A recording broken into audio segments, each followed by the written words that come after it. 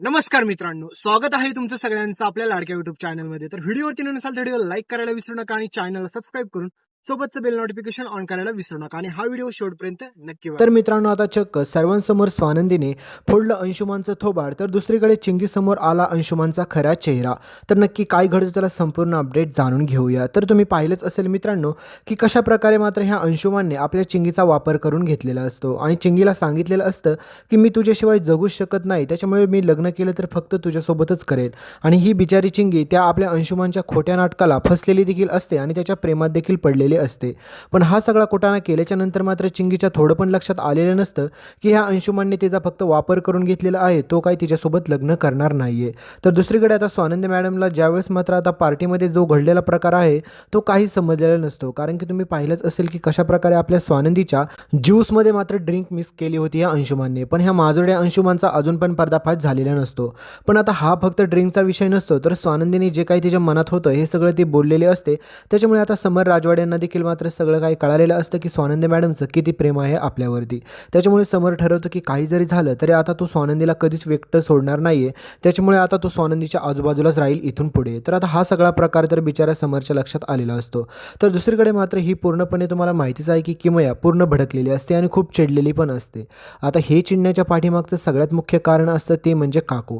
तुम्हाला माहितीच आहे की ही मल्लिका आपल्या किमयाचे कान भरत असते आणि जाऊन बोलत असते की तू पाहिले ना कशा प्रकारे काल स्वानंदीने तुला सगळ्या लोकांसमोर ऐकवलं, ही स्वानंदी अशीच आहे, कारण की तिला अजिबात पण आवडत नाही तिच्या नवऱ्याच्या आजूबाजूला कोणी गेलेलं। पण समरला पण काहीच वाटलं नाही का, कारण की समरने चांगलंच त्या स्वानंदीला ऐकावायला हवं होतं, पण समर पण काहीच बोलला नाही। म्हणजेच तुला कळतं ना किमया, आपला समर आता पहिल्यासारखा राहिलेला नाहीये, पूर्णपणे तो बदलून गेलेला आहे, त्याच्यामुळे तो आपल्यात कधीच राहणार देखील नाहीये। ती स्वानंदी लवकरच आपल्या समरला आपल्यापासून दूर करेल। तर हे सगळं ऐकल्याच्या नंतर किमयाला अजूनच जास्त राग येतो आणि किमया ठरवते की काही जरी झालं तरी त्या स्वानंदीला माझे पाय धरून माफी मागायला लावीनच मी।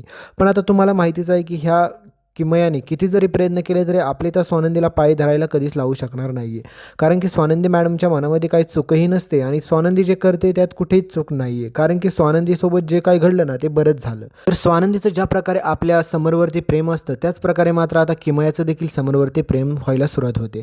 तुम्हाला माहितीच आहे की पण आता किमयाच्या डोक्यात एकच गोष्टीचा राग असतो, तो म्हणजे स्वानंदीने सगळ्या लोकांसमोर तिचा अपमान केलेला असतो। फक्त अपमानच नाही तर खूप साऱ्या गोष्टी अशा बोललेल्या असतात, त्याच्यामुळे मात्र किमयाला प्रचंड राग आलेला असतो। आणि तुम्ही पण पाहिलंच असेल की कशा प्रकारे मात्र ह्या किमयाला समजलेलं असतं की स्वानंदी आता मला समरच्या जवळ पण जाऊन देणार नाहीये आणि ही मल्लिका मात्र आता दोन्ही साईडला असे काही काड्या लावत असते, त्याच्यामुळे मात्र समर आणि किमयामध्ये जोरदार भांडण पण होणार आहे। तर आता हे सगळं प्रकार झाल्याच्या नंतर समर ऑफिसला चाललेला असतो आणि किमया विचार करत असते की काही जरी झालं तरी त्या स्वानंदीला मी माफी मागायलाच लावणार। तर स्वानंदी आणि किमया एकमेकांच्या समोरासमोर येतात, पण त्यावेळेस मात्र स्वानंदी काहीच बोलत नाही आणि हा सगळा प्रकार पाहून किमया म्हणते की ह्या घरामध्ये लोकांना साधं नॉलेज पण नाही आहे की कोणासोबत कसं वागायचं। त्यावेळेस मात्र स्वानंदी म्हणते की तुम्ही काय मला बोलला का, कारण की तुम्ही माझ्याकडे बघून का बोलताय। तर हे सगळं झाल्याच्या नंतर किमया म्हणते की स्वानंदी कदाचित तुला काही गोष्टी माहीत नाही, पण तू काल पार्टीमध्ये काय केलंस। तर हे सगळं ऐकल्याच्या नंतर मात्र स्वानंदी म्हणते की मी काय केलं, मी काहीच केलं नाही। तर त्यावेळेस मात्र किमया म्हणते की तू काहीच केलं नाहीस, तुला नीट आठवत नसेल, पण नीट व्यवस्थित आठव तो पार्टीमध्ये काय केलं। तर हे सगळं झाल्याच्या नंतर मात्र स्वानंदी म्हणते की मी राजवाडेंना पण विचारलं की मी काल पार्टीमध्ये काय केलं का, तर राजवाडे बोलले की तुम्ही काहीच केलं नाही, तर तुम्ही असं का बोलताय मला। तर हे सगळं विचारल्याच्या नंतर मात्र आजी मल्लिका कोणी काहीच बोलत नाही आणि किमया मात्र परत एकदा तोंडावरती पडते।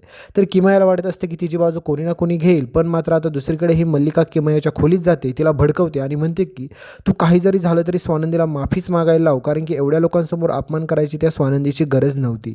आणि हे सगळं ऐकल्याच्या नंतर मात्र आता किमयाला प्रचंड राग येतो आणि किमया म्हणते की आता मी स्वानंदीला माफीच मागायला लावणार। तर समर राजवाडे तेवढ्यात मात्र आता किमयाच्या खोलीमध्ये जातो आणि किमया म्हणते की सॅम आता मला एकच गोष्ट सांग, या ठिकाणी तुझ्या बायकोची किती चूक झाली तुला माहितीच आहे ना। तर समर पण किमयाला सांगत असतो की हे बघ किमया, कारण की तुला माहितीच आहे की स्वानंदी मॅडमचा स्वभाव तसा नाही आहे आणि त्या मुळात तुझ्यासोबत असं कधी वागणार पण नाही आहेत, पण त्यांच्या कोणीतरी ज्यूसमध्ये काहीतरी मिक्स केल्यामुळे हे सगळं घडलं आहे आणि त्या कधी ड्रिंक पण करत नाही, तुला माहितीच असेल। पण हे सगळं झालं तरी मात्र तुम्हाला माहितीच आहे की किमया कधी पण ऐकून घेणार नाही. कारण की किमयाच्या डोक्यात एकच गोष्ट असते की जे झालंय ते चांगलंच झालंय. त्या स्वानंदीला माझे पाय धरायला नाही लावलं तर मी पण नावाची मात्र किमया नाही आहे. त्याच्यामुळे आता किमयाने ठरवलेलं असतं की काही जरी झालं तरी स्वानंदीला ती माफी मागायलाच लावणार.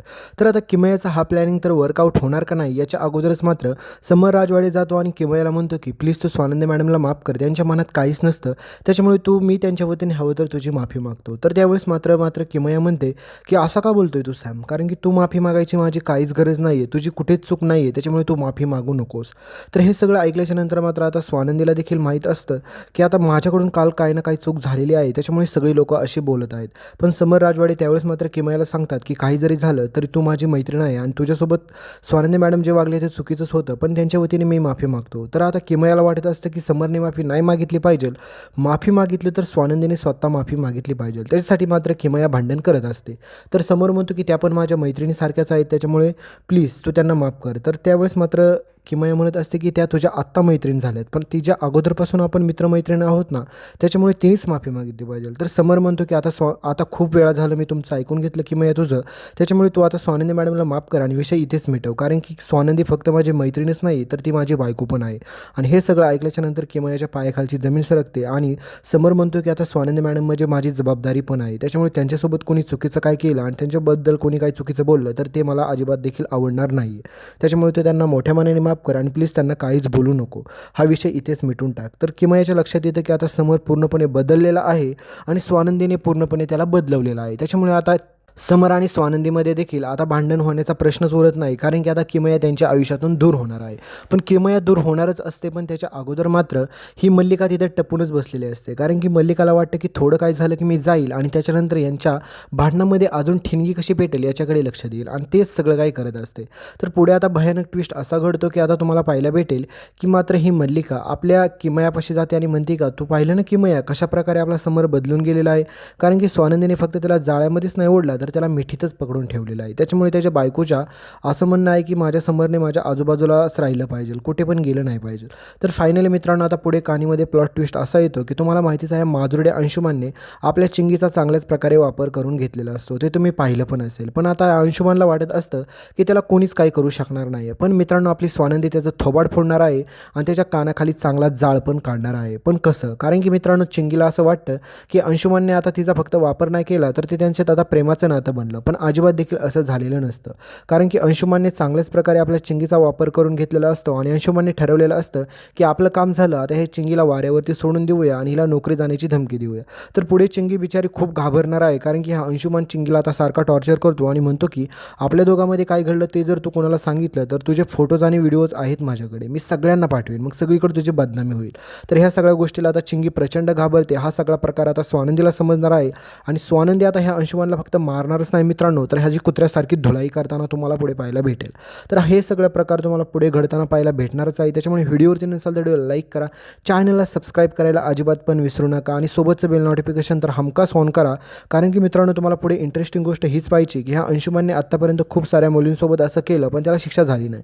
तर आता स्वानंदी आपल्या याला कोणती शिक्षा देते हे पाहणं जास्त रंजक ठरणार आहे. आणि यामध्ये पाहायला गेलं तर चिंगीची पण खूप मोठी चूक आहे. कारण की स्वानंदीने आधीच सांगितलं होतं की अंशुमानपासून लांब राहा.